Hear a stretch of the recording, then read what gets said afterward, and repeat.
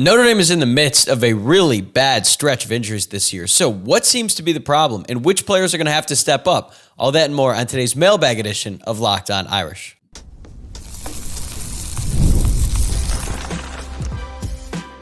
You are Locked On Irish, your daily podcast on the Notre Dame Fighting Irish. Part of the Locked On Podcast Network, your team every day. What's going on, and welcome into another edition of Locked On Irish, your daily Notre Dame podcast. I'm your host, Tyler Wojciak. I'm a Notre Dame alum and producer of Fox Sports, and today is Friday, October 18th. So happy Friday, everybody, and thanks for getting your day started right here by making this your first listen of the day. As always, this show is free and available wherever you get your podcast, plus you can watch every episode on YouTube. If you are watching along, please like the video below and subscribe to the channel. Or if you're listening to the podcast, please rate the show 5 stars, leave a review, and subscribe on your preferred platform.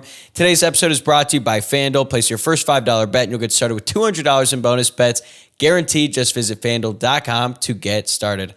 I am super fired up about today's show. I'm taping this just a couple hours after I watched arguably the craziest playoff baseball game of my life, and somehow, some way, the Cleveland Guardians beat the New York Yankees in extra innings off a walk-off home run by David Fry. And if you've been listening to the show, if you've been watching it, you know I'm a diehard Cleveland sports fan as well as a diehard Notre Dame fan. So I am riding a high right now. If you're a Yankees fan, I'm sorry. I promise there won't be much more baseball talk because that's not why you're here today, right? You're here for the Georgia Tech mailbag, and we got a good one in store for you today. I got a ton of great questions. There are always so many good ones that I got to get to, and I'm going to get to most of them today. Thanks, as always, to everyone who submitted theirs. If I don't get to yours today, I will get to it next Friday because we're doing a mailbag every Friday during the season. The vast majority of the ones I got this week, though, have to do with Benjamin Morrison's future and really all the injuries that have piled up for the Irish this season. Then at the end, we're going to talk about some benchmarks that Marcus Freeman needs to hit in order for these next few seasons to be considered a success. But we begin with a question from Down Under. That's right, at Mitchie Roberts. Good day, Tyler. Much love from Australia. Do you reckon Benjamin Morrison comes back for another season with Notre Dame? How about that? They're listening to Locked On Irish in Australia. That gets me excited. Also, we got Eric718, who asked, will we see BMO suit up again for the Irish next year, or do you believe he declares for the NFL? So two different people basically asking the same thing. Unfortunately, no. I think the Stanford game was the last time we will ever see Benjamin Morrison in a Notre Dame uniform, and I would go as far to say that I would be legitimately shocked if Benjamin Morrison were to decide to come back for a senior year. Obviously, Notre Dame would love to have him back, and if he did decide to come back, or if he would even entertain that option, Notre Dame would offer him a big-time NIL package, but that's just nothing compared to what he could make as a first-round NFL draft pick, and right now he is projected to be a first-rounder, potentially an early second-round pick if he does drop a little bit, but let's just say, for the sake of the argument, Benjamin Morrison goes mid to late first round. He's looking at a signing bonus of around $10 million plus a forward-year deal that's going to be close to $15 million in total. No NIL deal is touching that, not for a cornerback at Notre Dame. And Morrison is a great player, and he deserves to get his money. But based on what we know about this injury, and to be fair, we don't really know a ton. We just have to look at what has happened with Benjamin Morrison over time, because the only thing that Marcus Freeman said was that he has a hip injury and that he got surgery this week on it. But based on what we've seen from Morrison, we do know that he went out there and he played a full game against Stanford. We also know that he left the Louisville game with an injury, and also I think was out for a series, maybe two, against Texas A&M in the season opener. So clearly he has been dealing with some injuries throughout the year, but he did not seem to be dealing with anything during the Stanford game. So that leads me to believe that he is dealing with some sort of a nagging injury, and likely has been dealing with it for some time now and has been playing through pain. Credit to him for gutting it out, but I believe that it got to the point where he had to decide whether or not it was worth it to keep playing through it. Because there's all kinds of things that could happen, right? If he continues to play and he's dealing with pain, especially in a hip, which affects everything that you do. I've said before this week, I had a hip injury when I played in high school, and not to make any comparisons between myself and the athleticism of Benjamin Morrison, but I can just tell you that playing football with a hip injury sucks. It hurts your back, it hurts your legs. Everything about it is not fun. So if he were to decide to continue playing through it, if that was even an option for him, that could potentially lead to a more serious injury down the road. And if you have a really serious hip injury, like that's scary. That could be a career-altering injury if it were to get much, much worse. And also, if he just continues to play injured and it gets worse every week, that's going to hurt his draft stock. And it could get to the point where it could hurt his Notre Dame team. It didn't hurt him, or it didn't really hurt Notre Dame when he was playing this season because he's still been really effective, although I think we could all admit that there have been times this season, particularly the Louisville game, where Benjamin Morrison got beat on a couple plays that normally he would never get beaten on. Now, he's still been awesome, right? I'm not saying that Benjamin Morrison has not been an elite quarterback this year. I think the real strength or the real tell of just how good Benjamin Morrison is as a player is that teams never really even try him. Like, he doesn't even have an interception this year. He did have one that got wiped off against Stanford because teams do not test him. So it's a really difficult spot for him to be in because he's clearly dealing with something and he has to make a decision. At some point, he is going to have to get surgery. Does he just do it now as the pain continues to get worse? Well, then he misses the rest of the season. Well, if he continues to play and that injury gets worse, then the surgery could get more severe. And if he's already thinking about going to the NFL, then if you're getting it later in the year, that basically wipes out draft prep. And now his stock could really plummet. There's all kinds of things to consider with this injury. And for me, I'm just bummed because I loved watching Benjamin Morrison play. I think that he had a chance to go down as one of, if not the greatest cornerbacks in the history of Notre Dame. And he still is definitely going to go down as one of the best, but I think he could have been the best if he played a full season and really, lit up the stat sheet, actually got a couple picks, maybe in a pick six or something like that. But unfortunately, I just don't really think that's going to happen. And I'm just bummed. Really, I loved watching Benjamin Morrison as a player. I don't fault him at all, really, if he decided to get this surgery early, because I just think that it got to the point with him where he couldn't go anymore, or the pain just was too severe, or if he continued to go, it would just get worse, and that could set him up for failure down the long road. So it's unfortunate, but Notre Dame has Leonard Moore, they have Christian Gray, they have Xavier Watts, and Adon Schuler in the secondary. They should be fine. But with Morrison out, a lot of other people were asking, where's Jaden Mickey? So I got a couple questions about Mickey. First one is from Jim Franco 9546. Is it possible to bring back Jaden Mickey? Isn't he still a student? And isn't the portal not even open yet? No harm, no foul if both sides agree? ? And then Ryan DeSellis 4823 asks, is getting Jaden Mickey back a possibility? No, absolutely not. Jaden Mickey quit on the team because he got beaten out by a freshman, Leonard Moore. Like, if Jaden Mickey were still on the roster right now, Leonard Moore would still be getting the start. Like, that is why Mickey decided to leave. I think that once Christian Gray got hurt after the fourth game, he realized, okay, Leonard Moore is going to start in place of Christian Gray along with Benjamin Morrison in that Louisville game. So where does that leave Mickey on the depth chart? Because next year, it's going to be likely Leonard Moore and Christian Gray again. So, yeah, it would be great to have Jaden Mickey back on this team, no doubt, but he would be the third corner still, and you just can't bring someone back who quit on the team in the middle of the season. And just so we're all clear here, I understand why Jaden Mickey made the decision that he did. He has had a really rough go of it at Notre Dame. Obviously, if you watch the Peacock documentary, if you've been following the story, he lost his mother this past year. I feel awful for everything that Jaden Mickey has had to deal with, and he probably just wanted a fresh start somewhere else where he had a better chance of playing time. I'm not criticizing him for making that decision, but he made that decision, and there are consequences because of that. And when you make a decision like that, you make it for good. There is no, quit the team, come back. It's not like the movie Rudy when he quits the team and then he comes back and everyone's giving him a slow clap as he walks on the practice field. That's not how this works. He quit on his teammates, and I'm sure that they still like him, right? I'm not saying that they should just stop talking to Jaden Mickey or anything like that, but he put his own future in front of the team's future, and he has the autonomy to make that choice, but he now has to deal with the consequences of that decision, and he can't just double back on it because more playing time opened up for him on this current roster.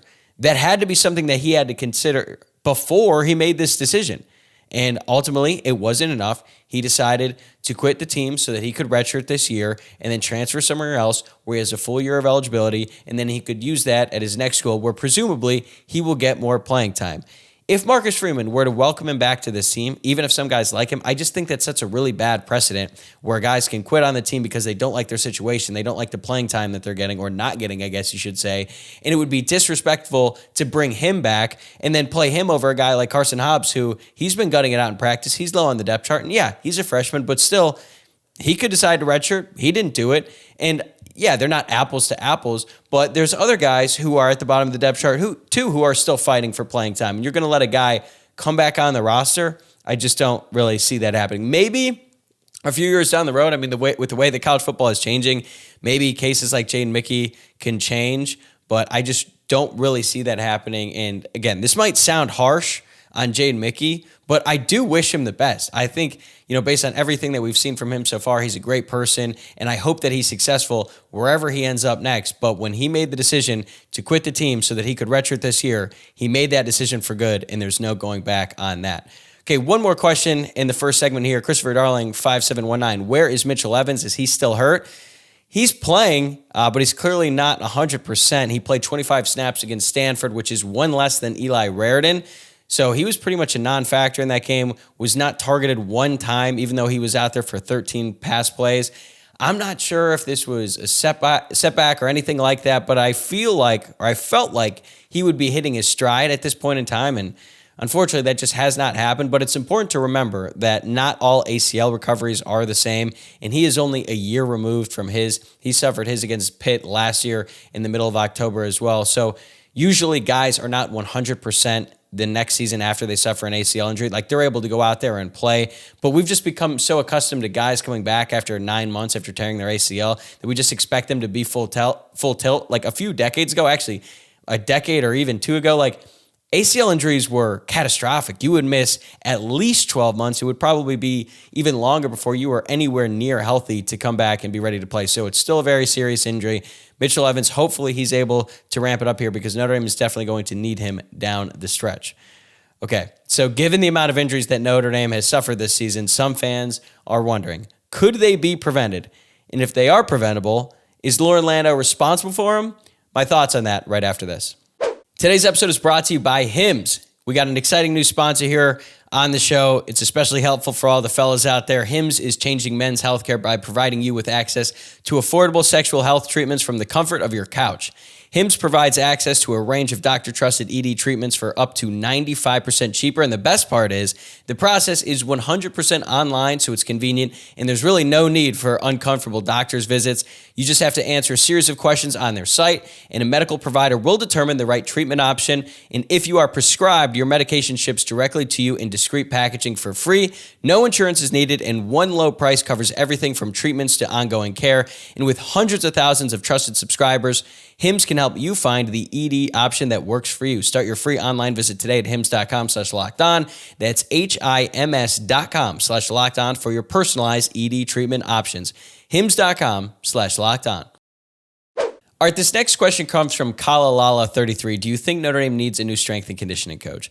I'm sure that this is a question based on all the injuries that Notre Dame has suffered up to this point, and my answer is no. And I've talked about this before, but personally, I have not seen anything. I have not read anything.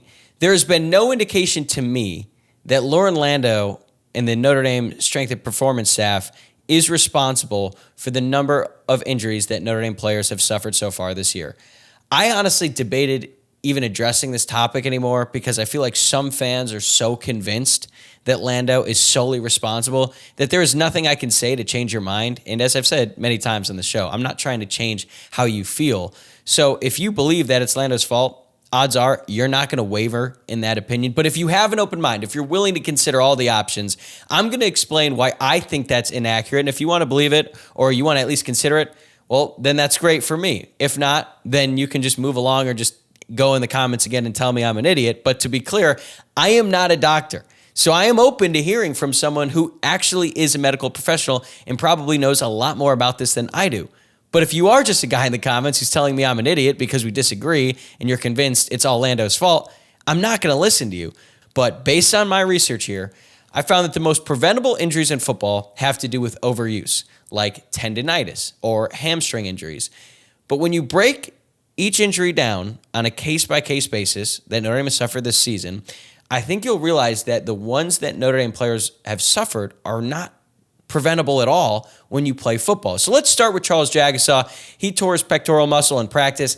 This is really hard for me to discuss because it happened in practice and nobody saw it. But it's important to note that it was in practice during football drills, and it was not during a summer workout like what happened to Jarrett Patterson a few years ago.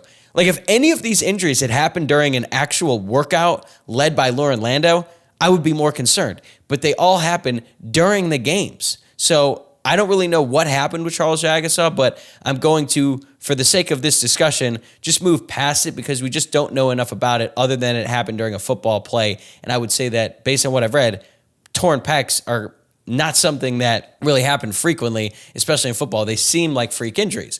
So let's go to Jordan Botelho. That was a patella injury, not an ACL. And according to the National Institute of Health, patella injuries usually recur as a result of traumatic, non-contact twisting of the knee with the foot fixed on the ground. Outside of stretching and wearing a brace, there's really nothing you can do to fully prevent it. Most of the time when you're playing football, your foot is not firmly planted in the ground. And when Botelho suffered his injury, that was at Purdue. That was not even on a turf field. And I know that there has been a lot of studies that compare injuries that happen on grass compared to turf, and there's an uptick on turf. But this was actually on grass, and stuff like this happens in football. Do you remember Dennis Dixon? He was a quarterback at Oregon during the Chip Kelly days, like when Oregon was really coming on the scene. Dennis Dixon was on his way to winning a Heisman for the Ducks, but then he suffered a very similar injury when he was just dropping back in the pocket. So I don't think that was anything that could have been prevented, and it felt similar with Jordan Botelho because he was just rushing the passer, foot got stuck in the ground, hard twist, and then it just looked like a really bad injury. In that same game, Billy Schrauth, he got rolled up on.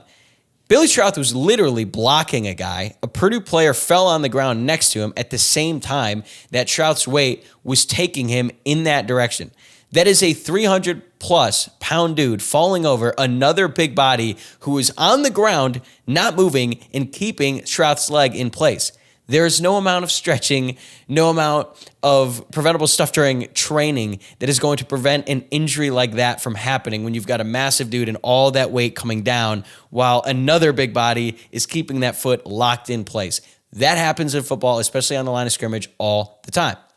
Ashton Craig, later in that game, similar to Schrauth in that he got rolled up, but he was out in the open field. So it's a little bit different there. It wasn't like he was just already firm. He was on the move.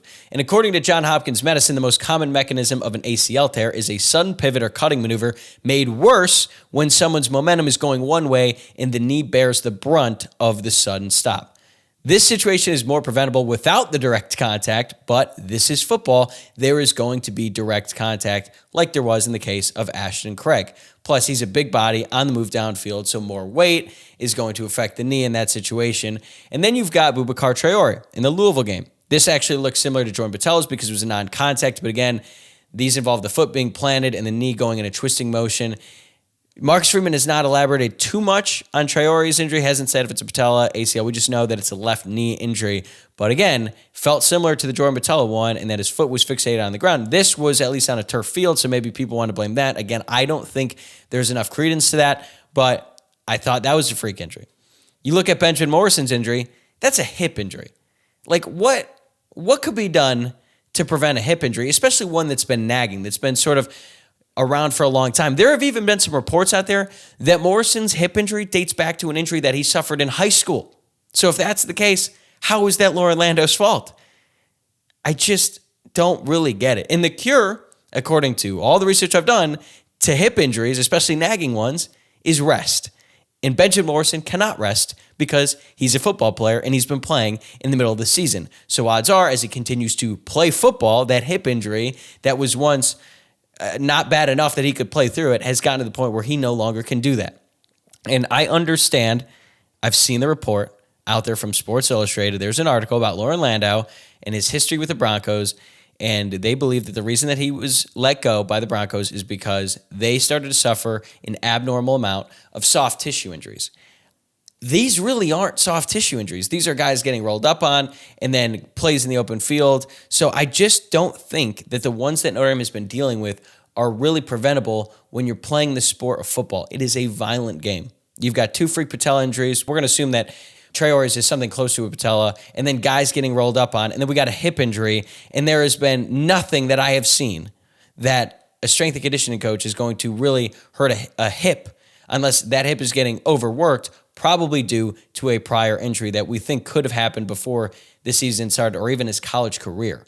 So this is definitely something to monitor over the course of the next few years, and I'm not completely writing off that if this happens on a year-to-year basis, then I'm going to look at the strength and conditioning coach and say, why does this keep happening? If that does happen, then I will be open to the idea that it is a result of Lando's strength and conditioning program. But Notre Dame is only through 6 games with Lando, and it looks like bad luck to me. Another thing that we have to consider with all of this stuff, we are so focused on Notre Dame that we neglect what is happening to all the other schools around the country. I promise you, they deal with injuries too.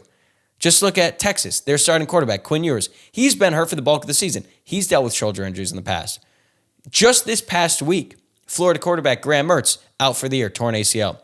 Tennessee starting linebacker out for the year, torn ACL. Cam Rising, quarterback, Utah. He has suffered yet another season-ending injury. Georgia has lost a couple guys in their starting offensive line. Are people really talking about Georgia's strength and conditioning program being not up to par? I don't think so. They have dealt with a myriad of health issues this year. I could keep going. Let's look at the NFL. You ever play fantasy football? You ever notice how many key players are out on a week-to-week basis and how many guys miss an entire year? Like if you had the first pick in fantasy, you might have drafted Christian McCaffrey. He's been hurt a lot in his career, and he's worked out really hard, and that guy takes really good care of his body. But he takes a ton of hits because he's a running back, and he's playing football. Guys get hurt all the time. And you look at the NFL, look at these injury reports. I remember looking at one for the Ravens last year. It was like a book how many guys they had hurt. These are the best athletes in the world who spend all of their time getting their body to be 100% or anywhere close to it so that they can play on Sundays because that is their career. And those guys get hurt all the time. Why? Because they play football. It is a violent game. Injuries happen. And are some injuries preventable in football? Absolutely. Should you make an effort to try to do everything you can to prevent the injuries that are preventable? Yes, and I actually believe that Notre Dame does. But at the end of the day, injuries are inevitable when you play this sport, and Notre Dame has just dealt with some really bad luck. It's a small sample size. We're only through 6 games. If this continues and it wipes out the whole team and it happens again next year, yeah, we're going to have a bigger picture discussion. I am open to having that at that point in time. But we're through 6 games and I'm being asked if Notre Dame should fire the strength and conditioning coach. I think that would be absurd at this point in time. Next question, Dimwit Land. I love Dimwit Land. Can we just get through a week without some season-ending injury for a major star-level player? I sure as hell hope so. Dimwit Land. It does feel like Notre Dame is averaging 1 season-ending injury a game. So hopefully they turn the tide. But as Luke and I have talked about, maybe it's just with Notre Dame in the past, like in 2015 and even 2014, like when these injuries happen, they don't really stop. But I'm hoping that they do. Next up, Peter Busek. Oh, shout out Peter in the questions here. Good friend from college. If you could pick one injured player who's out for the season to come back for the postseason, who would it be? Okay, for the playoffs, I would take Benjamin Morrison if we're just saying that they're full go, right? Because I've said before that like the Benjamin Morrison injury doesn't change my opinion about what Notre Dame could accomplish in the regular season. They should still go 11-1 with or without Benjamin Morrison, but I don't think that they can win a playoff game without him because they're going to go up against most likely a really, really good passing offense, potentially Alabama or someone like that. Like in that case, Leonard Moore is not going to be able to hold up for a full game. You need Benjamin Morrison. You need your star player out there. But if we're just saying like if I could bring one back right now and finish out the regular season, I would take Boubacar Traore because first of all, he's young. He's a redshirt freshman. He's got a long career ahead of him, and he was blossoming into a star after Botello got hurt. So not only does he miss out, like it hurts Notre Dame for this year because they're missing out on him, but like his trajectory as a player is going to be stunted because of this. He's losing a lot of valuable experience by not playing, and I just have such a high opinion of what he could be down the road. So the fact that he's missing all of this year is really unfortunate, and likely it's going to affect him next season as well. So that is the biggest bummer in all of it. So if we could get one player back in the playoffs,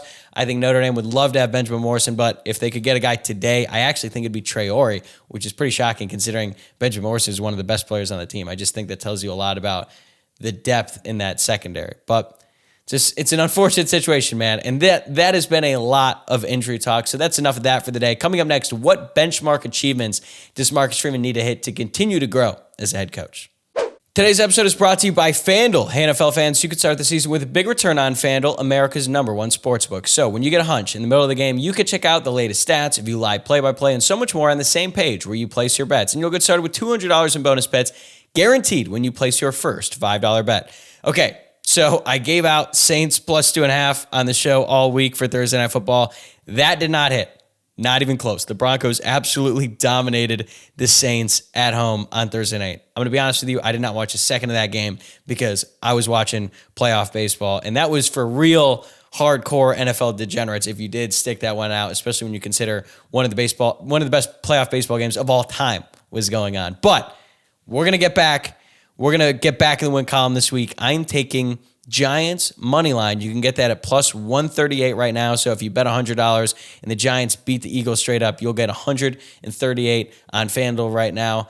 I just think the Eagles are such a mess. Nick Sirianni, what is he even doing? Like, the Eagles barely beat the Browns last week. Then you got Sirianni arguing with fans. I just don't think it's a really good situation there. I like what I've been seeing from the Giants lately. Plus, they got Malik Neighbors back. So I'm taking the Giants money line straight up. And for more, just visit FanDuel.com today. All right, we got a few more questions left here. This next one comes from @Calucci05. What benchmark achievements do we need from Freeman in the next few years? Well, let's start off with this year.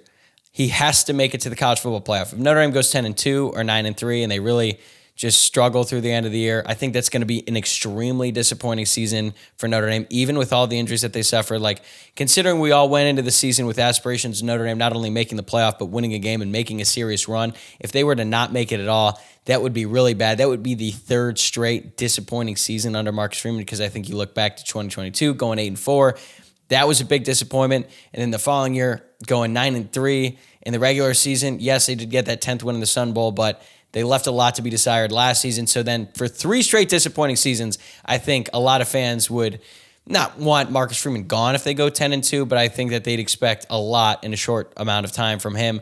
But looking beyond this year, I think as long as they win at least one playoff game in the next 2 seasons, not including this one, so looking at the next 2, that would be a really good step forward. So not just making it there, they'd actually have to do some damage once they're there. And they also have to sign a recruiting class in the top 5, because Marcus Freeman was hired. There was so much talk about how he was going to change the game for Notre Dame recruiting. They were actually going to start landing those 5-star prospects, getting top 5 classes. I mean, when he had his introductory press conference, he probably said the word recruiting a million times.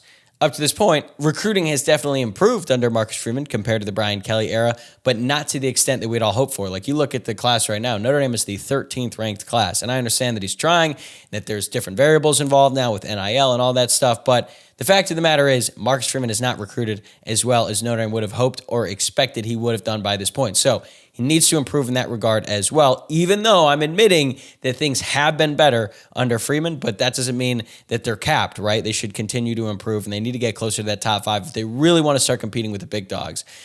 One more thing, too. I think he's got to have one of the current quarterbacks on the roster, Steve Angeli, CJ Carr, or Kenny Minchey, or maybe it's Blake Hebert or Noah Grubb. One of those guys, preferably the guys on the roster so that it happens sooner, they need to develop into a star, because Notre Dame has not had a star quarterback in a really long time.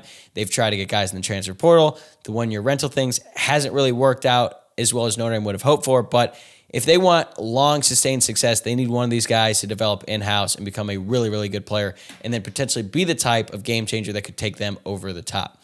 Next question, Tyler Ward, 2043. What are your thoughts on the NCAA changing the rule for the 12 men on the field after the Ohio State and Oregon game last week? Personally, I think Dan Lanning just outsmarted Ryan Day.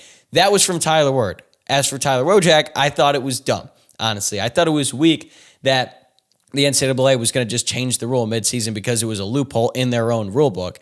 I will say I was happy a few years ago when the NCAA changed the fake slide rule, because if you remember, Kenny Pickett did the fake slide in an actual game where it looked like he was going to go down, and then the defender gave up, and then Kenny actually did not go down, stayed up, and then ran for a touchdown. Like, that's weak, because all of the rules would really punish that defender. If he were to go down, he could risk a targeting penalty and being ejected from the game. So then you would give the quarterback even more of an advantage as the ball carrier if he faked to go down, because then the defender can't do anything.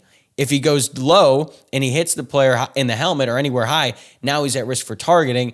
Or if he doesn't go down at all, then he just fakes the slide and goes for a touchdown. So I'm glad that they changed that rule because it impacted player safety, but this doesn't impact player safety. This is their own rule book. Like the fake slide thing, there was nothing in the rule book about that. This is their own rules that they had set up. Someone took advantage of it, and now they're going to change it.